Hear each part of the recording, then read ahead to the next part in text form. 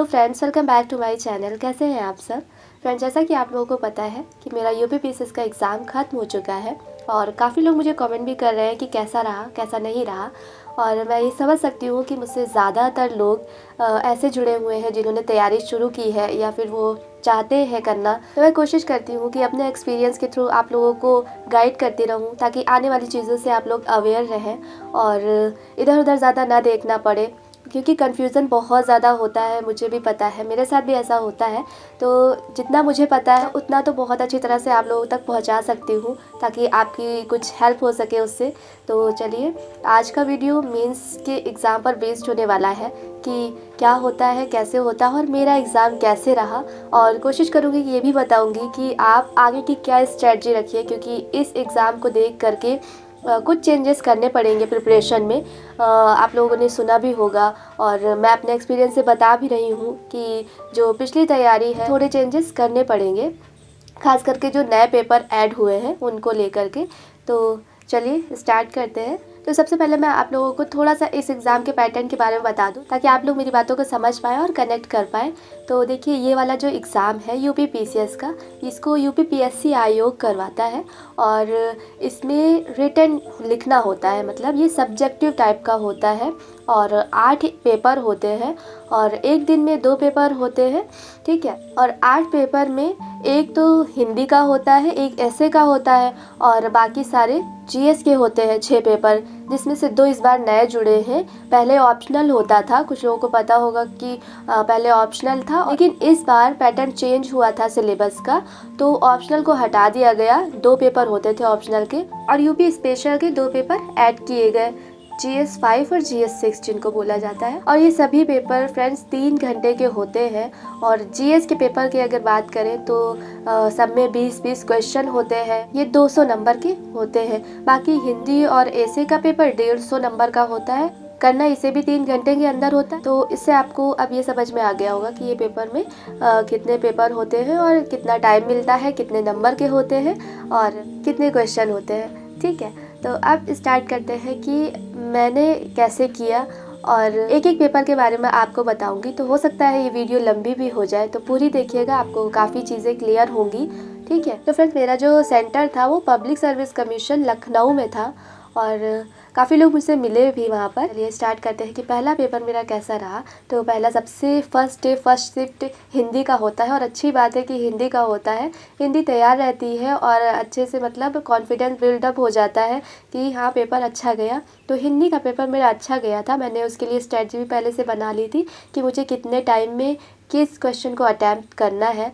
और व्याकरण वाला पार्ट बहुत अच्छे से हुआ, सारी चीज़ें मतलब मुझे आ रही। मुहावरों के लिए थोड़ा सा स्पेस कम पड़ गया था मुझे, तो मैं उतनी अच्छी तरह से लिख नहीं पाई हूँ, लेकिन हाँ मैंने किया है, अटैम्प्ट सारे किया है, टाइम के अंदर सारे क्वेश्चन हो गए थे, ठीक है। गद्यांश भी इस बार लास्ट ईयर से इजी आया था। जब लास्ट ईयर में गद्यांश में पढ़ रही थी तो बहुत ज़्यादा टाइम लग रहा था समझने में भी और फिर उसके क्वेश्चन करने में, लेकिन इस बार बहुत इजी गद्यांश थे तो बहुत ईजिली वो भी हो गए थे। और फिर उसके बाद लंच हुआ, मैंने लंच किया और फिर सेकेंड शिफ्ट में ऐसे का एग्ज़ाम था। ऐसे में क्या होता है कि ये 3 सेक्शन में डिवाइड होता है, section A, section B, section C, और सब में 3-3 ऐसे होते हैं, यानी कि 9 ऐसे आपको दिए जाते हैं एक एग्ज़ाम में और हर सेक्शन से एक ऐसे करना होता है। देखिए G20 भी आया था, काफ़ी न्यूज़ में था और पढ़ा हुआ भी था, काफ़ी चीज़ें आ रही थी, तो मैंने जनरल ही ले लिया। मुझे पता था कि मैक्सिमम लोग करेंगे, लेकिन फिर भी मैंने इधर उधर ना सोचते हुए G20 वाले ऐसे को लिया और उसको अच्छे से लिखा। और सेकंड सेक्शन से मैंने 3 ऐसे आए थे, जिसमें से एक अंतरिक्ष विज्ञान और भारत करके था एक टॉपिक और एक था ग्लोबलाइजेशन और कॉटेज इंडस्ट्री, ठीक है। और इसी तरह से एक और ऐसे था, लेकिन मैंने ये ग्लोबलाइजेशन वाला किया था क्योंकि मुझे पता था कि अंतरिक्ष पर बहुत ज़्यादा लोग लिखेंगे, हो सकता है कि लिखे। चंद्रयान 3 अभी लॉन्च हुआ है, तो मैक्सिमम लोगों को हो सकता है वो याद रहे और वो लिखे तो थोड़ा-सा अलग दिखे, इस वजह से मैंने ये वाला टॉपिक लिया था। बाकी मुझे नहीं पता कि किसने किया, किसने नहीं किया, लेकिन एक छोटा-सा ये मैंने वहाँ पर सेट किया कि कुछ थोड़ा-सा अलग लिख देती हूँ इसमें, और मुझे आ भी रहा था वो। मैंने पढ़ा भी था सोसाइटी में ग्लोबलाइज़ेशन के इम्पैक्ट के बारे में बहुत अच्छी तरह से, तो मुझे चीज़ें याद थी, कुछ फैक्ट्स याद थे, तो मैंने वो वाला अटेम्प्ट कर लिया। उसके बाद थर्ड सेक्शन से मैंने ग्लेशियर वाला किया था, इम्पैक्ट ह्यूमन बींग्स पर ग्लेशियर का क्या पड़ता है। तो इसमें भी मुझे फैक्ट्स याद थे। देखिए, मैं कहती हूँ कि रिपोर्ट्स वगैरह आप देखते रहा करिए। वर्ल्ड मेट्रोलॉजिकल ऑर्गेनाइजेशन की एक रिपोर्ट आई थी जिसमें ग्लेशियर के बारे में बहुत अच्छी तरह से दिया हुआ था कि कैसे मेल्ट हो रहे हैं, क्या इसका इम्पैक्ट पड़ रहा है। तो वो मैंने पढ़ा था, तो वो याद था कहीं ना कहीं। उस तरह से मैंने उसको फैक्ट के साथ उसके इम्पैक्ट को अच्छे से समझाते हुए उसको अटेम्प्ट किया है। तो मुझे ऐसा लग रहा था कि पहला दिन अच्छा गया, हिंदी का भी अच्छा हुआ और ऐसे वाला भी अच्छा हुआ पेपर। फिर आते हैं नेक्स्ट डे पर, 4 दिन पेपर था।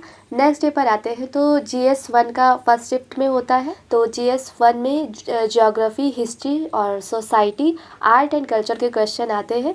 तो उसमें भी काफ़ी कुछ ठीक रहा, और प्रीवियस ईयर क्वेश्चन जितने भी आए थे उनसे मिलते जुलते क्वेश्चन रहे, तो बहुत ज़्यादा प्रॉब्लम नहीं हुई उसको अटैम्प्ट करने में। पेपर ठीक था, और कुछ चीज़ें तो हर पेपर में ऐसा लगता है कि कम आ रही हैं या फिर नहीं सुना है, लेकिन ओवरऑल अगर देखा जाए तो पेपर अच्छा था और चीज़ें टाइमली हो गई थी। लेकिन फ्रेंड्स, एक मिस्टेक मुझसे यहाँ पर ये हो गई कि लास्ट में जब ये 3 क्वेश्चन मेरे पास बचे, 18, 19, 20, और टाइम बचा 26 मिनट का, तो जल्दी में मैंने क्वेश्चन को सही से पढ़ा नहीं। 18th नंबर उसमें एल नीनो था, मैंने ला नीनो समझ लिया उसको, और उस पर मैं क्वेश्चन लिखना मैंने स्टार्ट कर दिया। और फिर मुझे ध्यान आया कि ये एल नीनो लिखा हुआ है, पता नहीं कैसे मेरी नज़र पड़ी, जब जहाँ पर एटमॉस्फेरिक लो प्रेशर था वहाँ पर हाई प्रेशर, कहीं पर लो लिख कर दिया था। और मतलब इस तरह से जो चीज़ें सही करने वाली थी मैंने जल्दी जल्दी से उसको सही किया, लेकिन ऐसा नहीं करना चाहिए था। कॉन्फिडेंस लूज़ होने लगा कि अभी तो टाइम भी नहीं है, इसको सही भी करना पड़ रहा है। जितना मुझसे सही हो सका मैंने सही किया, और बाद की चीज़ों को इम्पैक्ट को उस अकॉर्डिंग लिखा, क्योंकि उसमें इम्पैक्ट भी पूछा था कि भारत पर क्या उसका इम्पैक्ट पड़ता है एल नीनो का। तो उसको मैंने फिर सही से लिखा, लेकिन थोड़ा सा यहाँ पर मुझे ध्यान देना चाहिए था जो मैं नहीं दे पाई। और उसके बाद जो लास्ट के क्वेश्चन थे फिर वो अटैम्प्ट किए, खैर हो गए। लास्ट के क्वेश्चन तो थोड़े से मतलब जल्दबाजी में बहुत अच्छे नहीं लिख पाते हैं, तो मुझे ऐसा लगता है मेरे साथ ऐसा हुआ। तो मैं बता रही हूँ आपको कि लास्ट में मैंने हर पेपर में मतलब क्वेश्चन जल्दी में लिखे हैं, तो 1-2 क्वेश्चन उतनी अच्छी तरह से प्रेजेंट नहीं मैं कर पाई, और मुझे थोड़ा सा और टाइम आगे ले करके चलना चाहिए था, तो वो नहीं हो पाया। देखती हूँ क्या होता है। तो अब बात करते हैं GS 2 की। GS 2 में पॉलिटी आता है, गवर्नेंस आता है, IR आता है, ठीक है, और सोशल जस्टिस आता है, सामाजिक न्याय। फर्स्ट पेपर में सोसाइटी आता है, समाज आता है, और इसमें सोशल जस्टिस रहता है, उससे रिलेटेड क्वेश्चन आते हैं जैसे कि गरीबी और ये सब। पर GS 2 के पेपर से ये पता चला कि ऐसा नहीं है कि ये UP हटा दिया गया है तो फिर इन पेपर्स में नहीं पूछा जाएगा।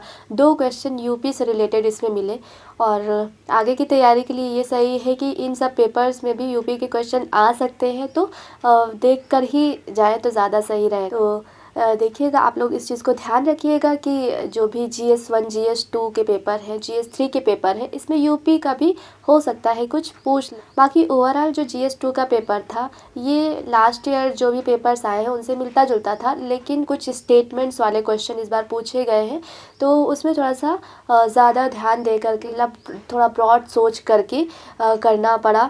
और अब पता नहीं वो कैसा हुआ है, मैं भी नहीं जानती हूँ, लेकिन अपनी तरफ से मैंने अपना बेस्ट देने की कोशिश की है, और ये भी पेपर मेरा टाइमली कंप्लीट हो गया था। मैंने सारे क्वेश्चन अटैम्प्ट किए इसमें।